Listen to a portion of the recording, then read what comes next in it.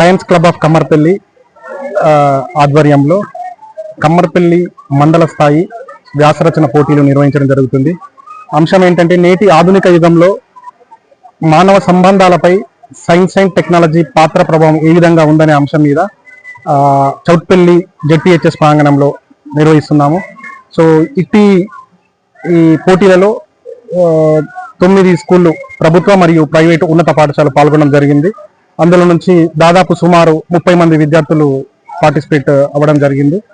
So ఈ నేటి ఆధునిక యుగంలో ఈ టెక్నాలజీ పాత్ర ఎంత మానవ సంబంధాలను ఎంత దిగజారుస్తున్నాయో అనే అంశం మీద ఈ పోటీలు నిర్వహిస్తున్నాము.